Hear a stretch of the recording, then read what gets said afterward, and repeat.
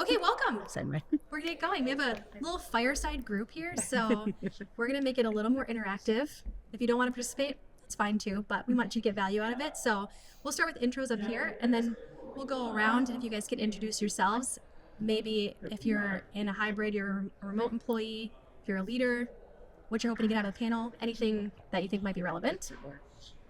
I'm Colleen Moselle. I'm the CEO of Coco. I've been here for about 5 years. We have this location, and then we have the one in Northeast. And we're working to do these events at least quarterly. So if you do have other topics that you want us to talk about, let us know. I'll let the panel introduce themselves. Okay. Jaime Taets. I'm the CEO of Keystone Group International. We are a boutique management consulting firm based out of Minneapolis. We do work internationally. I've been in business for 11 years, and prior to that, Jim and I were just talking, I was at Cargill for most of my career before that. Mom of 4 Gen Z, so that's going to come into play here today because we're going to talk about some of the myths and truths, because I have a PhD in Gen Z, so if you have any questions about that, feel free to ask. Looking forward to the discussion. Awesome. Hi, Jill Felska. I have a company called Want to Work There. We're an online hub. We do a lot of practical, actionable advice for building better workplaces, and our foundational program is our Modern Manager training. But yeah, excited to be here, new to Minnesota, so it's fun to get to know what's great. Welcome to the cold. Yay! Yeah, right. I'm JJ Parker, CEO of Tightrope Media Systems. We're a 65-ish person, mostly remote software company. Jim, do you want to start? Sure. Jim Smale, CEO of Red Path Consulting Group. We're located here in Coco, Minneapolis based. About a team of 30, and probably been here, we're going on maybe 4 years at Coco. So, but yeah, looking forward to the hybrid thing. I've got lots of feelings and thoughts about it. What % of your workforce is? They're all remote They're now. all remote. So Okay. most of our employees are in Minnesota. Yep. But COVID, everybody went home. Okay, got it. And we're discussing ways to bring them back. Yep. And then we have about 6 of our team members are out of state in various states around the U.S. Got it. So I'm Amber. I work with JJ actually doing HR, and so we are remote, although we do have a little office space here. And because I'm very local, I come in at least once a week. It's always good to hear how it's working for other people, because currently doing stay interviews with some of our people and hearing about how the need for more connection, even though we're all across the country, been coming up. Yep. I'm Dan Wallace, and I do a number of things, but what's primarily relevant to this, I guess, are 2 things. One is I work for a company called CO2 Coaching, and so the company does executive coaching. I do strategic planning primarily with them. We're remote, but next week we're having a 3-day strategic planning retreat for CO2 coaching. So, that turns that in, it's hybrid. And then in the spring, I'm going to be teaching all in real life at the University of Minnesota, the Carlson School with Gen Z. Oh, and awesome. definitely looking forward to that. And in my mind, trying to navigate 2 things is, one is how do you teach in the age of AI? And the other is how do you get Gen Z people to talk to each other and socialize, because they've kind of missed beat. well, I can tell. I'd be interested to hear your thoughts. I have lots. I have more than you're going to want to hear, but I have lots. Hey, I'm Brian Bohr. I work with Coco and marketing manager, so let's kind of organize all this together. And so, Awesome. thank you guys for coming. I'm Maddie Orsino. I'm the community manager for here at Coco. I'm just here to support and get some good tidbits. Hi, my name is Dante Ono. I'm a UX designer. I've worked remote since 2012. Prior to that, I was all in an office. I'm currently looking for a new role, and pretty much everything I see is better. And so it seems as someone who's worked both in an office and remote, I have just like a Goldilocks sweet spot, and I want to learn what I can. It seems like that's going to be the next role. Also, probably what brought me here is I've been on the Coco mailing list forever. I'm an old acquaintance with Don. Yes. And so I just get all the Coco stuff. Great. Yes. Also, don't leave without talking to me first. I'm Derek Strong. I'm a financial advisor. I started in 2018, so I've actually done all virtual and then all in person for that. And then now I kind of pick and choose. I think what would be interesting to learn is like what you guys know about the impact of it, because people are so polarized when they say like come back, gotta be here 5 days, but Yeah. everybody wants to have a choice. Yep. I'm Gabriela. I'm the sales manager for Coco. Happy to be here. And I'm a millennial. I work from home. Look, it's a confession. You work from home. You're the sales manager for a co-working space and you work remotely. Seems like a paradox at best. Seems hypocritical at worst. So this is why you created these things. I know. We'll right? cut that part out. We'll Digging, cut that digging, part out. digging. We're gonna cut that part out in the video. Oh, nothing. JJ just making waves. All right, let's start with communication. So one of the things, Like, why don't we just start with world peace? okay, That yeah, might be an easier that's answer. good. Good start. Good start. There's so much that has to happen, especially when you're in person. You can walk around the office and check on people, see their body mannerisms, see their facial expressions.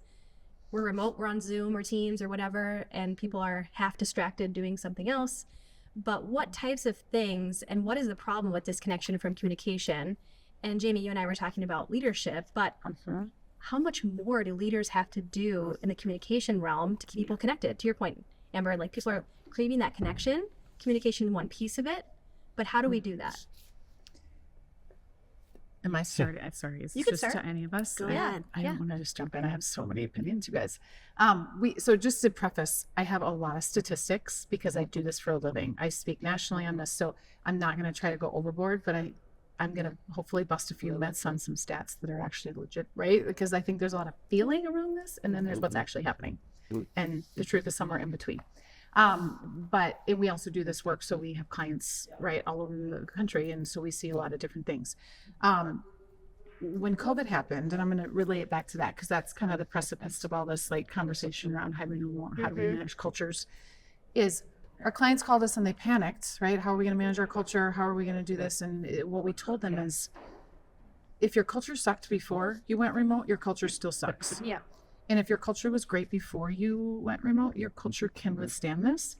It just takes intentionality. That's the word of the day for this, is intentionality. And we have to hold leaders accountable to that intentionality. It's not the water cooler or the paths in the hallway. You have to make time for it. And you have to build in the small talk and the how are your kid, like the things that matter, that we would have conversations. What did you do over the weekend? Most of us just jump into the meeting starts and we jump into what we needed to get done in the meeting instead of caring about the human. And I just don't think we prepared leaders for that. We can talk about it all we want, but we aren't giving leaders the expectation that they need to do that. We're teaching them how to do it. Yeah. Because if they didn't have to do it before, again, they don't know what is expected of them or how to do that piece. Absolutely. So it's not a direct answer, but I think it's shifting maybe our perspective on how we look at the problem. So. Yeah, I would say like I don't want to be like overly generational about things, but I've noticed that some of our older leaders, like some of our baby boomer leaders, they behave just like you said. They're like, meeting starts, here's the thing, We got work to end do. Zoom, Like, yep. keep moving. Right. And they never really, the way they socialized was a little bit like the water cooler in the office. Right. But they But weren't they good at never that in made- the office either. They were not. And they really didn't make the transition Right. online. Yeah. Yeah. And like what you're saying about being intentional is super important. Like it doesn't happen unless you Correct. are intentional about it. Right. So We were talking about the Yeah. Wells Fargo story. Right? Yeah. You all heard the woman who Did you was guys dead hear for about 3 those? days at her desk and no one Yeah. knew. Yeah. And An employee, a remote employee, came into the office and she passed away at her desk. who was there And for 3 days. Then nobody found her for 3 days. So again, it's horrible like that. But we were talking about this beforehand, and let's dig to the actual root here. It's yes, that is tragic that happened. But the fact there was no leader, regardless if she was on the moon, Right. Didn't even calling get in, that person didn't get a know- check-in. Right, human to human. Yeah. No one was on any meeting, right? Was wondering where she was at. Yeah. That's the cultural root issue, right? Hybrid, remote, you're in the office, it doesn't matter. Like, we aren't solving, I think, in many organizations for the actual roots. And we're hybrid, remote, it's not working, we should bring them back to the office, a million other things, when that's not the actual problem that we need to solve. So sorry, soapbox. No, I mean, I could get on that soapbox Okay, with you. okay. So, the context I did not give. So I have a company now. We've been running for about 2.5 years, but before that, my entire experience is in HR people ops in the startup tech space. So when COVID hit, I was the head of people. We were a remote first company, but we had 2 offices, one in San Francisco, one in New York. I think the thing that I feel like a lot of people miss with hybrid is, in my opinion, if you are hybrid, you are actually remote first. Like, you need to be communicating, you need to be documenting, you need to be setting up your systems so that everybody could connect virtually if need be, because that's what's really happening. I think very few companies have figured out how to successfully do hybrid in the sense that I think we're talking about it, which is your workforce is required to partially be in the office a couple days a week, and they can be remote otherwise. I mean, there's a lot of variance in between that, but if we're talking about that, I think there's very few companies that have figured out how to intentionally do that so that they are maximizing the in-person time. And because of that, I mean, I could talk for days about remote first principles, but leaning in there and making sure there's like a source of truth center of documentation for the entire company that is accessible in all those places. I think that's really important for comms. Very good point. So sticking with that remote first idea, when companies are together, what can leaders do? What are some effective things that they can do? Because you could say like, oh, well, everybody comes in on Tuesday, or certain teams come in on Tuesday or Wednesday, or you're required X number of days a week or a month. But how do you leverage that time to actually be meaningful and create the things that people are lacking?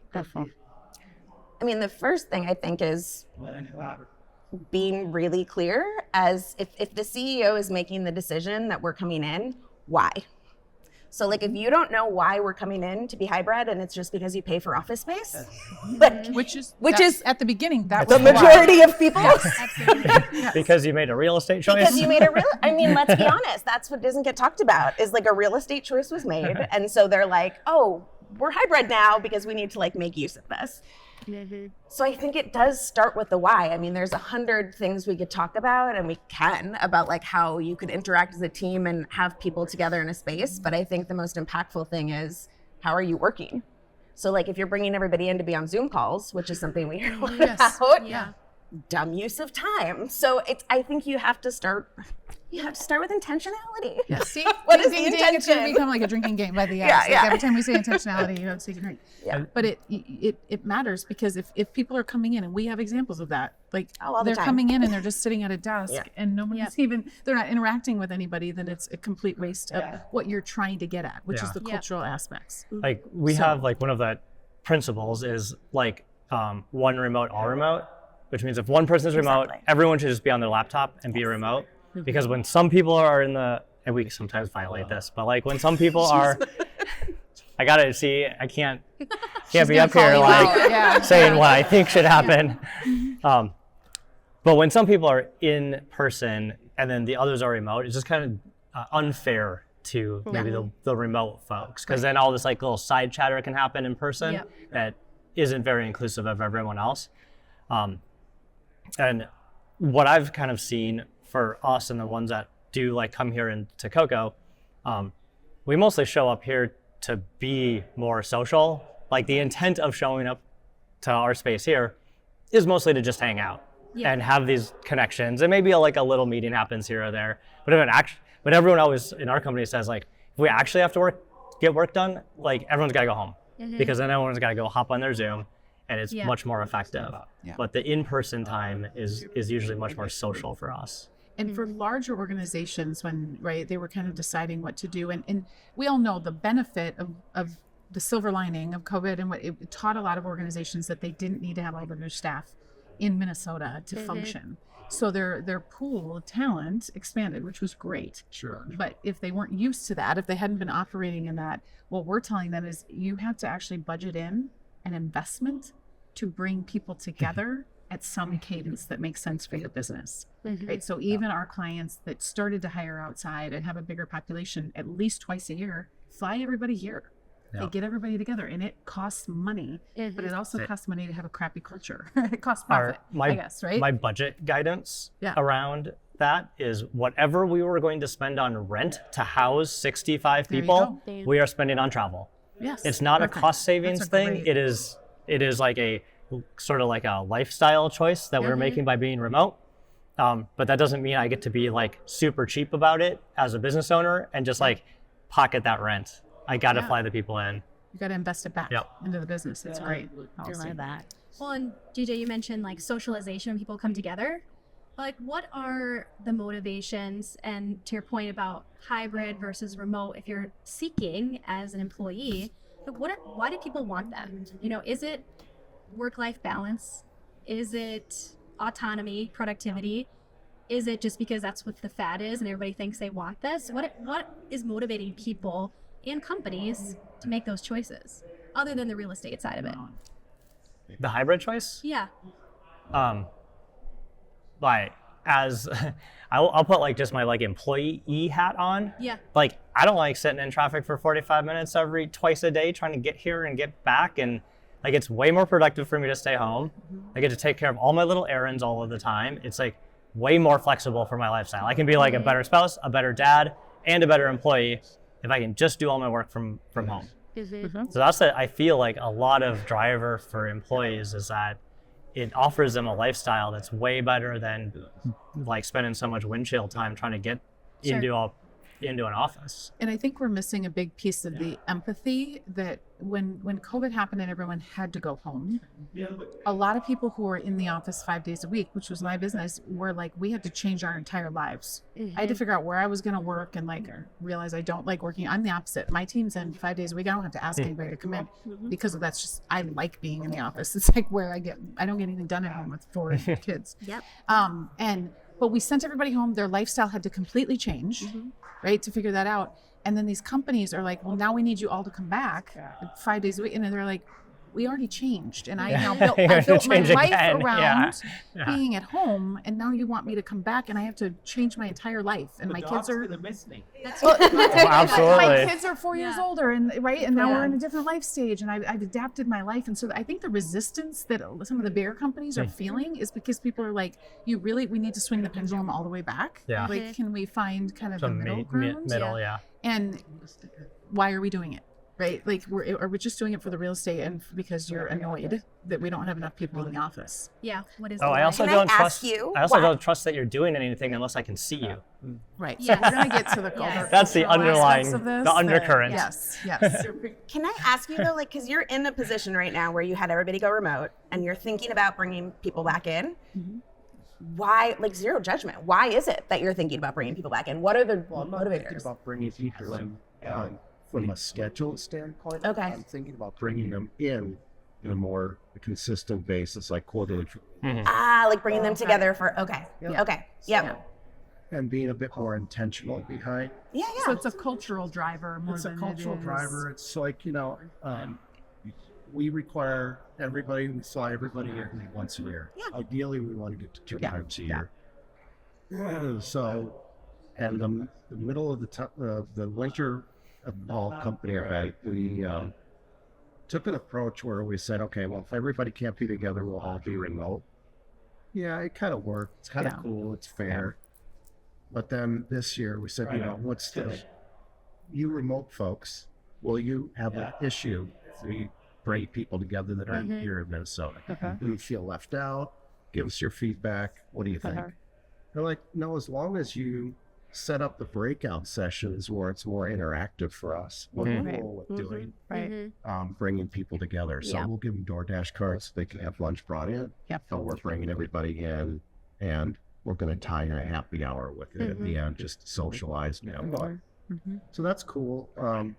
I think it also depends on the role that you play in the company. So I'm meeting a lot with the salespeople at our group to say, hey, when's the last time you had a coffee conversation with somebody versus a Zoom conversation? Next year, let's start getting out. I'll join you. Let's start having conversations in a coffee house. And getting that face time, because in my opinion, we're still human beings and they require human interaction like this versus staring at each other over a screen all the time. Absolutely. So I want to share a shocking stat with you guys, and this is about the Gen Z piece.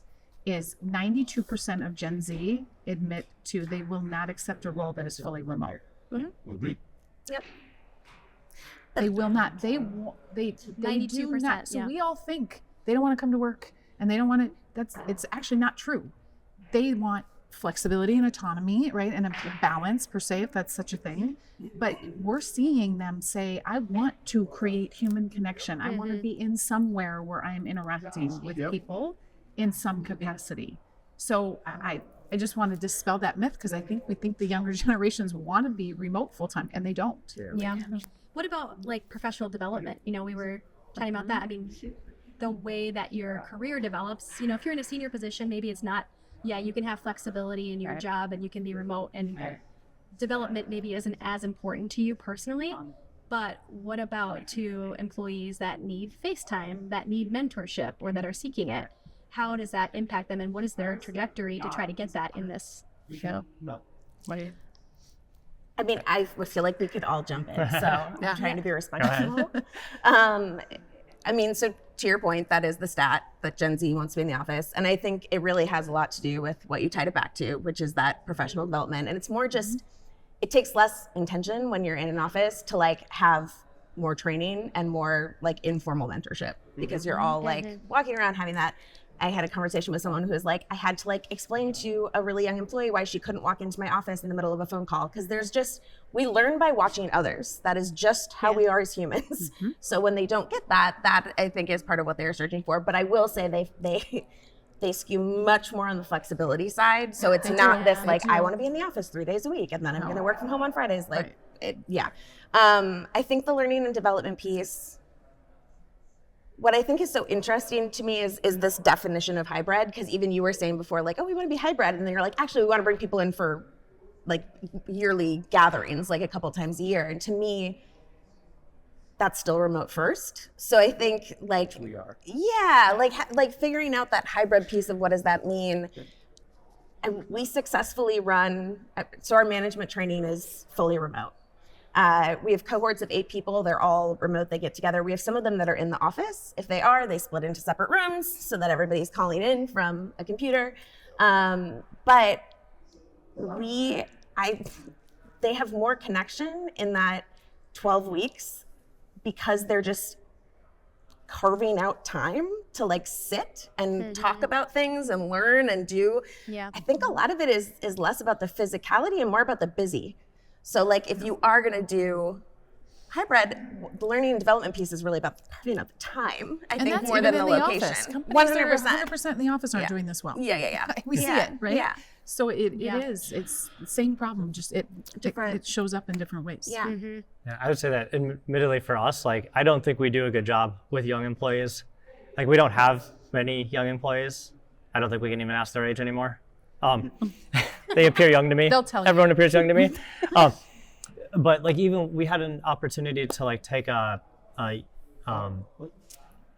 engineer intern on from like Zimbabwe or something with this program we're involved in, and our director of engineering was like, you know what, I can't even do it. Like I don't even know how to deal with a remote intern. And so, which is probably the right choice because like we would want to provide good value to them. But we struggle as like a remote company to take less experienced employees and really get them up to speed. And you know, in person it might be easier because they can just kind of shadow you and follow you around. At least that's my recollection of when we were in the office. So I think that's like definitely a thing to be considered when you're remote and hybrid. You got to really take how you're onboarding staff really carefully. And then you have to have really strong systems and processes and accountability to make it work both ways, right? So they feel set up for success. I mean, we're seeing rates, what concerns me right now is we're seeing rates of Gen Z get fired at a rate we've never seen any other generation. And so there's a huge disconnect, not to make this all about Gen Z, but there's a huge disconnect right now with organizations on how to manage them. We have a CEO client that started doing she called it, but like etiquette classes. Mm. Because what she Yeah. started to understand is she took a couple of younger people on a client lunch, and one of them ordered off the kids menu.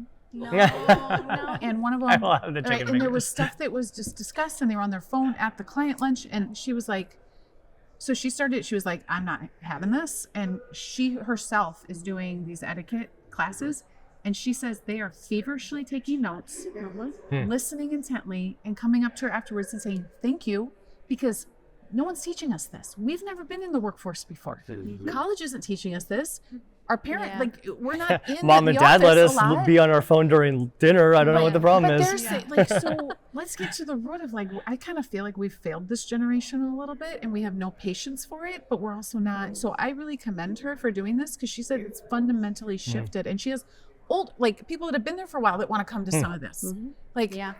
post-COVID, like, how do we behave at a client, right? Like, what are our rules of engagement as a, so some of this is just getting back to the human and knowing there's a good person there, and what are they missing as leaders? What are they missing that we need to give them?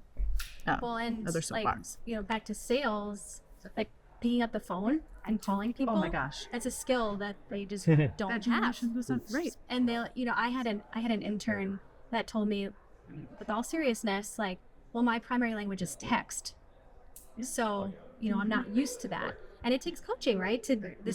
Here's your call script. Here's how you answer the phone. Here's how, and it's the same type of thing where they need extra coaching on that, Right. so that they can have proper professional interaction. Right.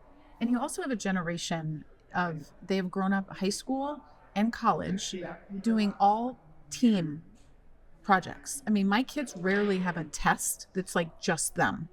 They're doing huge projects with teams. And so when you bring them into a remote first environment, it's different doing that when you're not working together with a team like they've had. So I also think they don't have the muscle for some of the stuff that we're asking How old are them your to kids? do. So I have a senior in college, a sophomore in college, a freshman in college, and a senior in high school. Okay. Like my kids are just slightly younger. I got like a freshman in college, senior in high school, and a freshman in high school. I was actually like just discussing the other week with my wife how they don't seem to do any group work, and it's all single at our high school. How funny. Really? It's all Yeah. shifted, huh? Yeah, and I was like, why aren't these kids like learning how to work with each other? And Oh, it's wow, all ours is just like literally like Google Classroom, single thing. Oh, wow. I'm like, Well, my senior's taking college. He's in like half college yeah. courses So maybe it's too, like maybe it's like that's college, why. high school. Because the way boundary. I know is because he's annoyed with the people he gets paired with in his Oh, projects. funny. So from him, it's like the opposite effect. Yeah. But I think our organization's set up to handle this true But it's really- collaborative approach. Yeah, that's really interesting because like what I was talking about was like I'm worried for our kids that they won't understand how to work with other Oh, people. I'm not worried about That was my worry. I'm not worried And then you about have the that. opposite worry that they don't actually understand how to work by themselves. Yeah. And the other thing I'll tell you is the studies right now on Gen Z are saying they have boomer tendencies. So underneath all of the stuff we talk about in technology, they actually have a deep loyalty. If a company is loyal to them, is loyal to the environment, is loyal to the community and its shareholder, right? It's kind of conscious capitalism that they are requiring for the companies they work for. But there is a deep loyalty there. It just is going to look different. Boomers had pensions. Those aren't a thing anymore. The loyalty is that they don't care if you're an ESOP, right? They want other things from a company, and I think a lot of companies haven't figured that out yet. How to entice that loyalty to keep them performing. What are some things that can build, kind of hit both sides of it, but like build team cohesion? So taking advantage of some of those opportunities where you're bringing people together, or even when you're remote, and it could be technology or strategies or anything that helps bring the team together. And then what's something that maybe anybody has observed that has done the opposite, that maybe has broken it down or had a negative impact? Like just super tactically, like we have like everyone gets a weekly one-on-one policy. So to that, like hopefully no one died at the desk problem. I just want to make sure everyone at least has got like a check-in every single week at a minimum. So I think that like when I've talked to other companies, they seem to not take routine check-ins seriously enough, in my opinion. They'll like let them slip, or like, I missed it this week, I missed it the next week. Then all of a sudden you know, Right. an employee hasn't had a check-in in like a month or two. And then like for us, you know, we like use Slack, which is like a chat, real-time chat app. And just as like much silliness as we can put into that thing, the better. Like the more memes and silly cat photos and things like that. Yeah. To kind of lighten Just lighten Yeah. everything up. Yeah. Like remember, it's like not everything is super transactional in email, you know, in correspondence and systems and everything. Just like put some fun in there, which is sometimes hard to do. Sometimes like in meetings, even I just have to be a little silly to just get everybody to like, you know, calm down a little bit or relax a little bit and open up. You go ahead. I'm a big fan of team charters. If you've ever done that exercise, it's really an exercise that leaves you with a shared document that says basically this is the purpose of our team, this is the norms and the behaviors that we stick to, and honestly, location wherever, it creates some cohesion. So like really great conversations out of that. And then also READMEs or user manuals basically are like documents that entire teams do that basically say like, here's how I communicate best. Here's what here's when you'll know when I am feeling overwhelmed. Here are the signs you'll see. You're like a README for a human. Yeah. Which started with engineers because so README's like, started with engineers, but engineers turned that into here's a user manual for me. Here's what you should know. So people will write things like, I look angry. I look angry on Zoom. I'm not angry, I'm thinking. Knowing that someone isn't actually angry because we pick up on these subtle cues, like that is a game changer for a lot of teams and interactions. So I think doing some of that is also like a really good way to deep dive and get people a little more connected. Yeah. Do you do personality tests, like how people like to learn or communicate or interact? I mean, there are so many. Some that I'm more of a fan of than others, but I think for me, the personality test piece is really about self-awareness. So when I have engineers that are like, this is basically a horoscope, I'm like, cool, you can totally like lean into that. I totally get that you think that. And this is about self-awareness. So the responses that you got, do you agree with them? Do you not agree with them? If you don't agree with them, what is the thing? So using it in that sense, I think is really helpful for teams. But just having someone do it in a vacuum for themselves is not the value of like those. You have to bring small teams together to say, interesting. Like so I had the same experiences. Oh, I'm a verbal vomiter when that's how I process, right? That's really graphic, but like, and there's internal processors. And I just think that they don't understand what I'm saying. So I fill the space with more, but once I started to understand my team, it's like, oh, I got to give you a second to like catch up to like my mouth, right? And your brain. And through personality tests, you can start to piece some of those things out to say like, this is how we respect each other. I always say the golden rule is wrong. You don't treat others the way you want to be treated. You treat them the way they want to be treated. It's just a really different way to look at it. And so I think if you're going to do the tests or pay for, all these assessments, and again, there's thousands of them. You can just see what flower and animal and whatever you are. Some are better than others. But if you're going to do it, do something afterwards to bring everybody together to talk through what they agree with, what they don't agree with. That's where the learning comes. Skip the coaching part of the personality test. You can't just be like, here, interpret this yourself. Right. We get together once a month. My neighbors and I work 4 of them with a retired therapist, and we do the Enneagram, but every single one of us have different numbers. And you can't just do it online, because when I did, my number is completely off, which I came to when I took the test for a job interview. I'm like, of course I'm gonna think about the job, but now I do for who I truly am. But like to see the other people, like my neighbors, how we communicate and how because we're completely different numbers, but it's so refreshing like to understand how people come. It's more like understanding yourself too. And being, I don't know, it's fascinating. our leadership team did, what was it, 5 types of working genius? Which is a good one. Six, Yeah.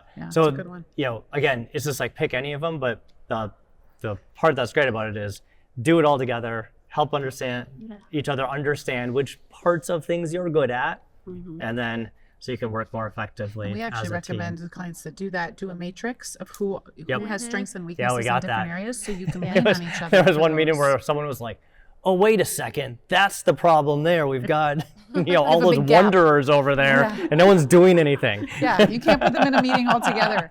And back to your team cohesion, the other thing I'd recommend, we're seeing this in a lot of organizations, is where we've just created functional silos of just getting stuff done and doing cross collaborative work. Like putting a project together that requires people from different, right? And it might not even be their expertise, but like cross-functional project work breaks up some of those silos, because it can get really easy to just be in your world with your team, especially if you're remote.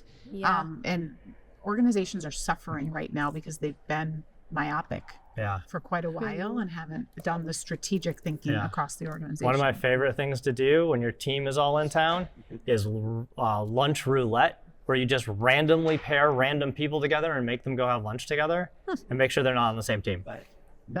Not fully random. Introverts panic. But- I can I'm like- panicking for the introverts right now that Yes. that is happening. But It's okay. awesome. Well, they have People to have like, lunch. I mean, Yeah. they do. People will look at the list and will be like, It's so "Oh true. I'm no, like, I that'd got be stuck amazing. with the And you're like, sales no way. guy." I thought you meant you were gonna like put the lunches out and you pick whatever lunch you get. Oh no. Random pairing. It's That awesome. actually- so- It's awesome. Yeah, that's But you nice. can do that virtually, remotely, like what you're saying. Is that cross pollination? Yeah. As uncomfortable it is for people, it ends up being really good every time. And it I've builds- never had it someone come builds back. empathy, Yeah, is I've what it never does. had someone come back and be like, "That was horrible. I quit." They never told you. They didn't quit. They didn't. Sorry, I'm a big advocate for different brains, different. That's fine. The last company which was fully remote, they wanted to do something similar, and we found first we were doing one-on-one with lunch, but 3 people said it felt like a date, so they changed it to be 3. That was so much better. Okay. Yes, do 3. Okay, do 3. That's a better. There's a dynamic with the one-on-one thing that. Yeah. Do we do 3 now? Okay. See, Amber's got it. She's already complimented this. I love it. What about things that destroy team cohesion? I mean, other than the things we talked about, like the inverse of what we talked about, so maybe being myopic or not knowing what's going on in other departments, but are there other things, I mean, from a leadership standpoint, we brought up one-on-ones, assessments, ways to bring the team together to have some sort of connectivity, but is there anything that you've observed that's just like, stay away from that? Okay. I'm going to take a broader, I want to you probably have more specifics. I'm going to take a broader lens because of the culture work we do, right? And we have our own culture model that has 20 factors of culture. And so my answer to your question is not knowing what your actual culture is and doing things that you think are impacting it when they're not, right? I call it random acts of culture. Yeah. Team barbecues and team lunches and solve a culture problem. Yep. If accountability is an issue in your organization. And so we tend to force organizations to take a little broader view at first before they get into tactics. Yeah. Because tactics that don't have a strong ROI if you don't understand what you're actually trying to solve. Yeah. If that makes sense. Yeah, there's no guiding light, right? If there's no Yeah. So you can do a mission, lot of vision, things values, wrong there's no without that true baseline for where absolutely. your culture is. So Yeah. I mean, I focus mostly on the team level. So, ever-changing goalposts, which again, middle management sometimes gets stuck and they're doing that navigation. There's always going to be politics in the workplace, but I think when the hybrid piece, it becomes tricky of like people getting better projects because they're being seen versus someone being remote, or feeling like you have to go to the happy hour at work because that's the only way that you're going to get promoted. So thinking about like what are the actual behaviors that we reward. And then I think the other thing is just letting bad behavior slide. So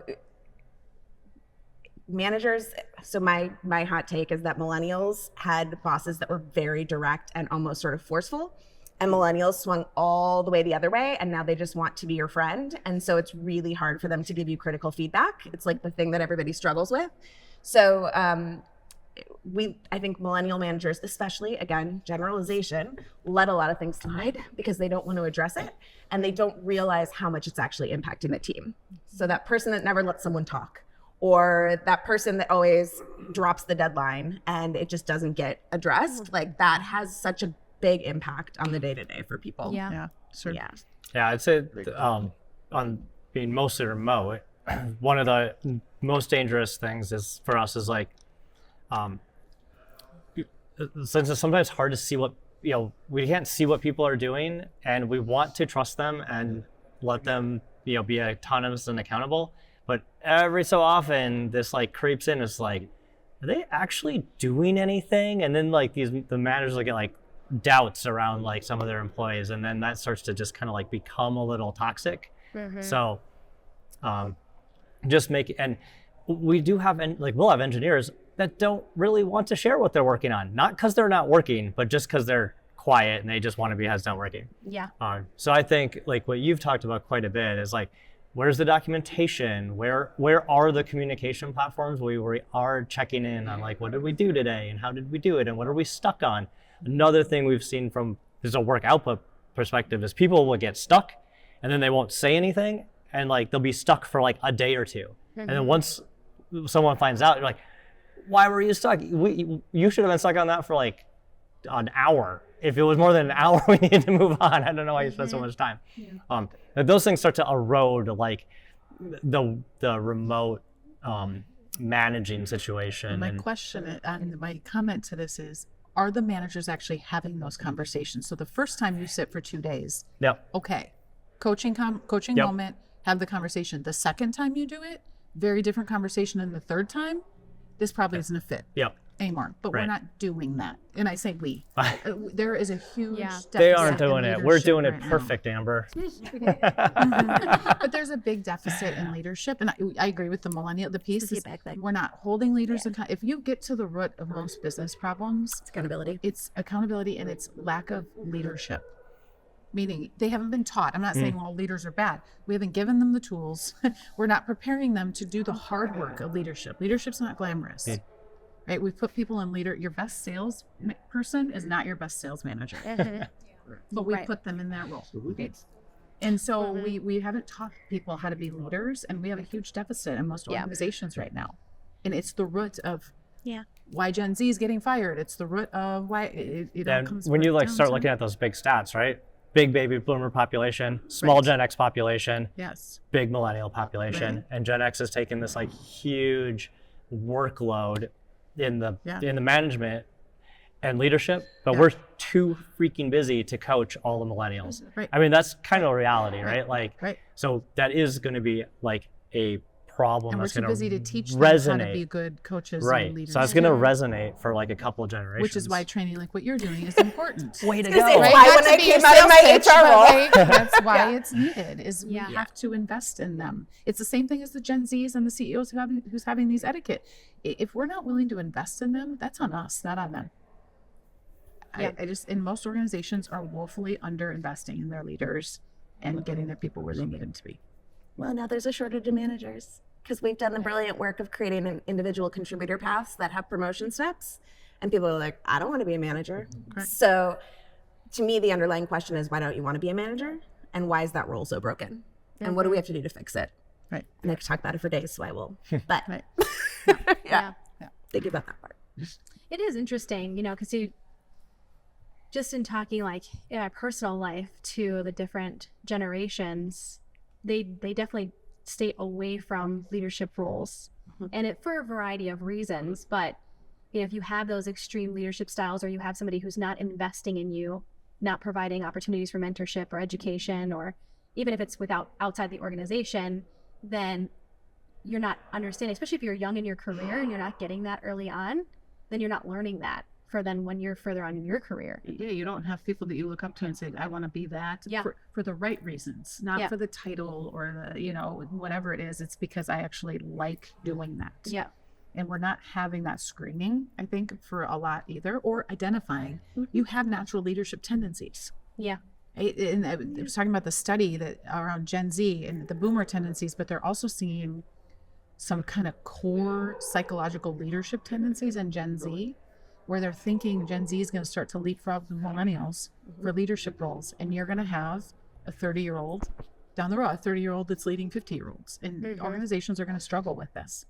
But when you look at sheer leadership, emotional intelligence and leadership tendencies, there's going to be a shift coming. And I don't think most organizations are ready for it.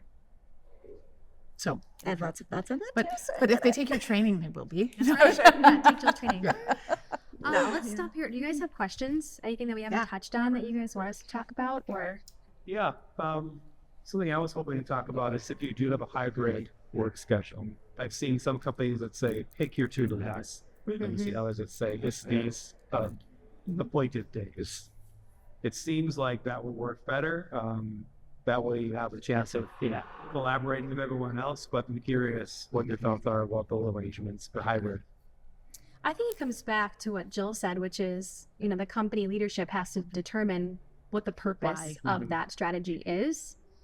which isn't happening enough. Yeah. So I hate to say, And maybe that's a good question, when you're interviewing, is you just say, okay, well, what is the purpose of hybrid? What is your goal for me coming into the office? Right.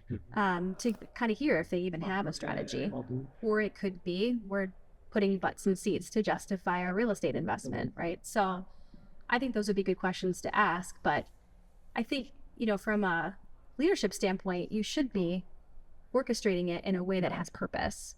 So whatever that purpose is, whether that's socialization, in-person connection or lunch roulette, or it's to get teams together functionally to work on projects or whatever that case might be. Back to intentionality is like, we have clients that are like, Tuesday's collaboration day. So if there are big meetings you need to have, right? Like let's have them on those days if we can, because everybody will kind of be in, and then it's a feel good, right? Because you're busy all day long and you've got the energy of the office. So being intentional, and they'll bring in lunch on those days. So again, back to budgeting, they're like, we're just going to bring in lunch. Nobody has to worry about it. They're driving into the office, like, just come in, we'll have lunch on the collaboration day, because we know almost everybody's going to be in on those days. So I think that's what makes it a benefit versus a burden that you're putting on somebody. And that's what most companies aren't doing. They're not being intentional about it. Yeah. It's depressing going to a giant office with no one in it. Yeah. Right. It's like, this is terrible. I'll go back home. Yeah, it's very demotivating. Yeah. Yeah, absolutely. Anything else? So how many of them are actually intentional? So my little brother has one of those like shared cubes, so he's there 2 days a week, and another coworker is there 2 days a week. Yeah. And then my brother can do whatever he wants, but he mostly works at home because of the efficiency. But then I have other friends, like, they have to go in Tuesday. There's no one's ever told me, like, why they do it. So, like, is it really that there's not intentional at all, or where are usually the intentions if they talk to me? I think the biggest thing, and this is the biggest difference that I saw between, so I've been remote for 12 plus years. That's always how I've worked. I've like studied that work system for a very long time. You were doing it before it was cool. I was doing it just like my bangs. Been doing it before it was cool. Gonna still be doing it when it's not cool. No. I always say COVID remote is not remote. Like, COVID remote was like crap. Like, we're figuring things out. We're surviving. We're whatever. Yeah.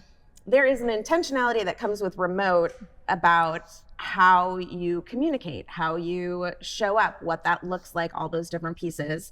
And I think I'm like, I lost my train of thought there completely. I just realized how loud I am. A lot of the reason that people do it is because they don't know how to manage when they can't see the person. So they think, if I can see you, that means you're doing work. Like, that is how the equation has always worked. And so, there are ways that you can let it get away from you when you're remote. Absolutely. And what I found is, if you have a structure that you have built around what people's responsibilities are and how they show up and what that accountability looks like, it is very easy to know if someone, but you hear these one-off horror stories of like, someone took 4 jobs, and then CEOs are like, we're coming back in the office because they can't do that. But I think if you challenge most of them, they wouldn't be able to tell you why. And I go back to, That's why I hear it. It's like, well, I gotta be able to see them. They gotta be able to, they can't be at home all the time. Like, there's no reason for it to really feel about it. right, we just don't have the right business operating framework in place, if that's the case. And we don't have leaders doing their jobs. If someone has 4 jobs, don't hate the player, hate the game. Their leader is the issue. How are they have that much board? But the other thing we have to realize is the younger generations, and there's a really cool book called Instabrain, about how their brains have actually, they're proving they've been rewired. So, people 24 and younger-ish, right? They're studying this, and their processing power of what they can do is faster than any of us. And so we have to figure out. So if someone's getting stuff done and then door dashing for a few hours because they've got all their stuff done when half the other people don't even have their stuff done, is that an issue? No, As long as their leader knows and they're getting done what they need to get done, and they're being challenged, and we're giving them more if they can take on more. But the leader should know whether that's happening or not. I just keep coming back to that's like the old performance-based like method that has been around for a long time. It's like we don't care how much time you spend, we just need this particular output. That's what we're looking for. That's how Be the Match did it. That's their strategy. Is like, okay, well, here are our expectations for business results, and so long as we're meeting those, you guys can do whatever you want, basically, as employees, remote, hybrid. But when we're not, we're going in person. Right. Moms have been doing 2-3 jobs. Have more than one job. Why are we discussing that? That's very true. I'm serious. Yeah. So 100%. So I'll tell you an example that just happened. We were doing a culture assessment for a large engineering firm, and we do focus groups as part of our culture work. And one of my facilitators was doing a focus group, and so they talk about things that are going on in the culture, blah blah. And they took a break, and when a 26-year-old engineer came over to our facilitator and said, "Can I need advice on something?" And she's like, "Yeah, absolutely." And he said, I joined this group, this team within the larger organization, and I'm low man on the totem pole. Like, I totally understand that. And we have this reporting we are required to do regulatory wise that takes 6 hours a week. So they gave it to me. I totally understand why, right? Like he's the lowest paid person, right? The lowest, not value, but like per hour. And he figured out how to do this 6-hour task and automate it and get it done in 30 minutes. And he hadn't told anybody. And he was honest. He's like, I don't know how to tell them because my boss is going to say it's incorrect. There's no way you can do that in 30 minutes, right? He already knows what his boss is going to say. And so I share this when I speak to executives of big companies, and they're all like, because that's profitability. Bottom line, that's profitability for your organization, because if the organization knew and they had enough psychological trust and safety in there, they should take that kid and send him to every single department in the organization. Yeah, absolutely. Say, go fix their problems and make them more efficient. And can you also help them? Because the other teams would probably welcome it. Like, come automate all of our stuff. Yeah, yeah, absolutely. But instead, he can't tell anybody. This is happening in all of our organizations. I had a friend 10 years ago, worked for this telephone company, pretty much automated his job out of existence because he like wrote a computer program to do it. Right. And then they fired him.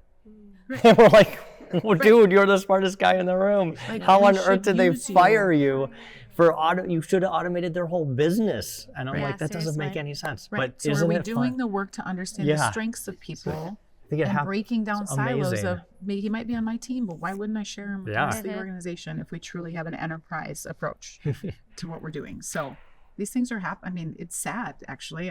As a business owner, it's like, well, we had to eventually tell the leadership, right? And we don't know what happened to the poor gentleman, but they should be optimizing that. And they should have given him a bonus. Yeah, right. Absolutely. Right. Yeah. Right. But that's not how we think in the organizations. And that's what has to change. Absolutely. Anything else? You had some, So I'm going to be teaching 70 Gen Zs in the spring. Any advice? And I have some thoughts about how I'm going to approach this, but I'd like to hear your thoughts. What do I need to do to develop them, prepare them for the world? Give a shit about them. Yeah. Sorry to be crass. Yeah. Actually care about them. So my kids will talk about the professors that they have. Not all of them, but they'll talk about the ones that, like, I genuinely think they want me to succeed. Right? They see, I use the word, they see them for who they are, and maybe not a great presenter, this one, but really has great ideas. And right, they help them understand their strengths and how to, and I know that's hard if you've got 70 people in a class, but I think finding a way to help them be seen, and maybe that's even group work, that they can be seen. It wouldn't have to be you, But I just think there's a lot of transactional existence that we're all living in right now, and this generation doesn't want that. As much as they've been on their phone, they want to feel valued, right, and seen, and not in a participation trophy kind of way, but in a like someone's invested in me being successful. You're talking about like a much deeper societal problem. Oh, like we want to go there. It's like an epidemic of lack of empathy. Yeah. It's an empathy epidemic. I Well, think I'm it's a gonna lack trademark of that. Alliteration. Yeah, I think it's a lack of being willing to step outside of what you know and see things from a different perspective. Right? The world is, we can get down this rabbit hole, but the world is so polarized. And they've grown up in the polarization, and they're standing there going, why does it need to be this polarized? And I just think as leaders, we aren't coming to things like this, and we're not open to different perspectives, and we're not putting ourselves out there to say maybe there's a different way to think about hybrid and remote first. And we're not doing enough of that as society. It's going to be interesting because like that you said, like they don't want to be transactional, right? And we have a very transactional society. And then even like think about moving forward with like AI, we're actually actively trying to like say, oh, look at all your jobs, that can all be AI. Like we're gonna like, you know, like AI does all of these jobs way better than all these humans. Right. That message is gonna be really interesting to tackle in the next couple of years too. So there's a lot of work to do. We've polarized AI. We've made it so it's good or bad. There's only one answer, and everyone's on one side or the other if it's good or bad. It's both.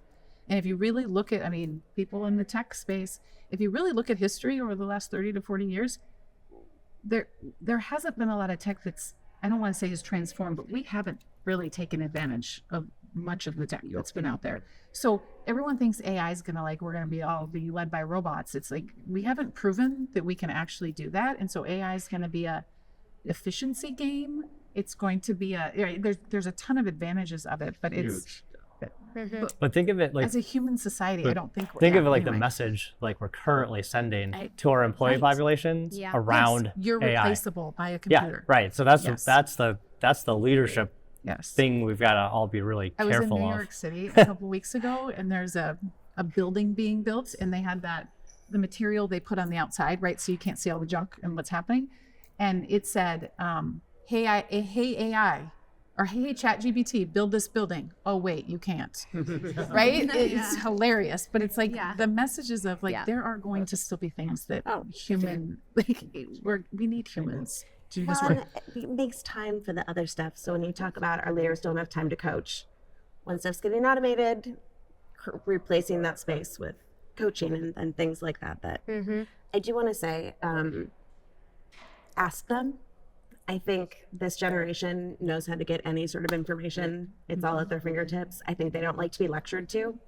I think they want to discuss, they want to be interactive, and they have a lot to say. Plus, they actually really want feedback. It's what's the beauty between this tension right now with millennials and the Gen Z coming in, is Gen Z is like, give me all the feedback, and millennials are like, ooh, well. So they actually are really hungry to learn where they could improve. So just this fall, I have a freshman in college, and my daughter, she's an entrepreneurship and marketing major, and she called me. I could tell she was walking back from class and she was crying, and I'm like, oh Christ. And she was like, I just got out of my entrepreneurial class, and we spent the whole class debating a current topic. And she was crying because she was like, I've never had an experience like this in my life, and I cannot wait for the next 4 years of college. And I'm like, oh, so you're not crying because something went wrong. And she's not an emotional kid. And I was like, it was so profound to her that she learned way more in that discussion than if you had lectured to her for 60 minutes. Interesting. So that's so good to hear, because this is my thought is, so they have to write papers. AI's disabled that now. I mean, because basically what's happening a lot is professors are using AI to create assignments. Students are using AI to write papers, and then TAs are using AI to create papers. What a bunch of nonsense, right? So what I'm thinking of doing is, I'll tell them, I get this, but as a team, you're going to have to get up here with 4 of you to present what you say, and everybody's going to get credit for attacking the ideas you Yes. have, and you're going to have to defend them. So Make that's, them think. yeah, That's really, that's what I'm thinking of doing. yes. I You love say it. that because my son is in 4th grade and he has to do his speech. Because like they have to do speech presentation. And one of the things his 4th grade teacher said in the open house at the beginning of the year was, we're working on shaking hands, looking eye to eye. And those are the things Mr. Dickinson is really focusing on. And also empathizing with them because Thomas, my son, is going to be out of school for 15 days because he's going to Barcelona to play soccer. And his friend just went to London to the Arsenal team. And he's like, there is no homework. That's the best experience you can get. And these boys are like, wow, he get it, right? Like, I don't have to do anything. But I think the shaking hands, listening to them, and he's in project thinking, so he does like everything's sneaker related. But yeah, so I have to print this, and of course, moms are involved, and I now have to see, but he's presenting, he's not writing. So Similar. he's standing up and presenting. And also, I just spoke at the University of St. Thomas, like bringing in outside people. Bringing it to, and not for the whole class maybe, but maybe it's you in a dialogue with somebody, right? A Q&A, but they really want to hear more than just your voice, like right? They want to hear from people in the business community that are living it, or what kind of what's the class you're teaching? Strategic? It's intro to marketing. Oh, yeah. And so I did a guest lecture, and I taught at University of Wisconsin, and it was all teach to the test, and I hated that. And they're letting me do whatever I want here. Yeah. And so I went in, I was like, what would happen if I made myself extremely vulnerable in front of all of them? And so I talked about ups and downs of business and how business, and they love that. Right. And so I'm thinking of bringing in other people and interviewing them, business colleagues, and saying, well, what was it like to have your business blow up? Let's talk about that. Or, what was it like to have your business take off and we couldn't manage it? And they might not even be able to understand the business concepts, but they certainly understand the resilience. Right. So they're taking undertones, right? They're learning other things from the messages. I think that's really important. Yeah. That's So I'm looking awesome. forward to it. Yeah. Very Exciting. cool. Anything else? I actually have one follow-up to that. So one of the things that I hear is exactly what you said, which is that Gen Zs are getting fired a lot. And that the second side of that is the people doing that action are saying, well, they're just lazy. But they didn't have the work ethic that I did when I was growing up. I worked 2 jobs and all this. And it's like this perception that they're lazy. And maybe it's just a lack of communication between two. I don't know. Do you know anything about that? This is my soapbox item. Okay, go for it. So Either you excited. or me, so you go. Okay, fair. I'll build on you. So I don't have kids. I have a dog, but I have baby sisters who are 15 years younger. So they fall into that Gen Z. Again, anytime I talk about generations, I just have to clarify. It is so We're generalizing. we're generalizing. It is broad. But the general pattern that we're seeing is that they have really strong boundaries. So 5 o'clock is 5 o'clock. Like they are leaving. They are logging out. They are doing things. So the example that I'll give you is my baby sister stayed with me for a week while she was moving. And she had just started this brand new job. And she literally had worked, I think, till like 7 or 8 p.m. one night for an event. And she's like, oh, I'm trying to talk to my manager about my day off that I'm going to take. And I was like, oh, explain to me what that is. And she's like, well, anytime they work past a certain time, they get, a half a day off. And I was like, oh, okay, yeah. And she came back the next night and she was like, my manager said, oh, we don't do that actually. And she's like, but it's written. And I'm like, the norm is that it is a written policy that they don't actually follow. She's like, well, no, I'm pushing for it. It's written. That is the Gen Z thing, is they're very protective and they are very... They're going to hold you accountable. They are going to hold you accountable. It's what you say. And so I think the thing that I hear mostly from I'm sorry to say, but older male CEOs, because I always say you're not ready for Gen Z, but it's for different reasons, is that they're actually going to push back. And then they go, well, then we'll fire them, which I think some of what we're seeing. But then what I say to them is, what happens when an entire generation feels that way? Because I think they're going to be able to do what millennials couldn't. Because when we came into the workforce, millennials had this idealistic, like, we're going to have a work-life balance, we're going to do the things. And then the recession and 2009 hit and no one could get jobs. What's different with Gen Z is they will find something online. They will Do drive a for side hustle. DoorDash. They will do whatever. Yep, they don't They care. don't have that myopic view of it is a 9 to 5 or nothing. And I think that is what they're going to be like, okay, yeah, go ahead and fire me. Whereas generations prior would be like, oh my God, don't fire me. Okay, what do you need? The hard part is the managers are taking it out now because they're like, well, it's a client. Like the client needs it. And they're like, cool, you should hire more people. And the manager's like, well, they're not going to do that. So I guess I'm doing it tonight. So there's this rub that's happening with it anyway. But yeah. I also think there's a gap in the why, right? In the ebbs and flows of just what it's going to mean. There's going to be seasons where we got to push. That's in any business and any of our, and then there's going to be seasons where it's a little bit lighter, and hopefully they can feel like they can leave, right? But then there's the expectation that, yeah, if we've got a project due or a client thing happening, it might be 8 o'clock tonight. That's life. But a having little that bit. discussion, I think, is the Right, big thing. right, And I and letting think them know. a lot of them watched millennials in their life. I mean, I worked 11 hours a day in my first job out of school. That was like I was locked in that office. That's what we did. And because that's what everybody else did. And I think Right. they're watching and seeing. And so modeling and saying, hey, this isn't all the time, but also acknowledging we're going to staff appropriately. Well, and if you look at the exit interview data for Gen Zs, whether they're being fired or they're leaving, one of the top 3 reasons is lack of an ability to like work smarter, not harder. Technology. Yeah. They're leaving companies because they're like they're in the dinosaur ages with their technology. And why do I want to like have this take 3 hours when I already know we could do this in 30 minutes? So they're struggling just as much as we're struggling with them. They're struggling with the lack of technology in a lot of I did that. organizations. That's one of the reasons. Oh, there we go. Exactly. Yeah. Right. Okay. That's interesting. No, that makes a lot of sense. But So that's good for you, Jim. Technology, right? Companies getting better in technology to retain the next workforce. The other thing we have to realize, and this goes back to AI and Gen Z and learning to live with them and figure out how to work with them, is by 2030 they are anticipating we will have 85 million unfilled positions globally.